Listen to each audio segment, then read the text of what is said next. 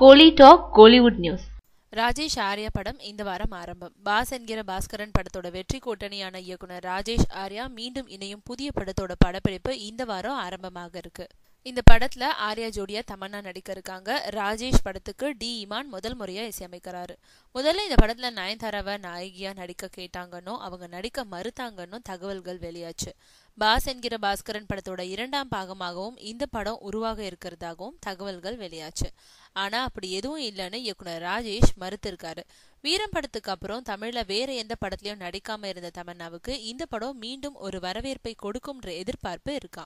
ராஜேஷ் ஆரம்பத்துல யுவன் சங்கர் ராஜாவோட இணைஞ்சு மியூசிக்கலாகவும் அவருடைய படங்களை பத்தி பேச வச்சாரு. ஒரு கல் ஒரு கண்ணாடி படத்துலயும் ஹாரிஸ் இசையில பாடல்கள் சூப்பர் ஹிட்டா அமைஞ்சது.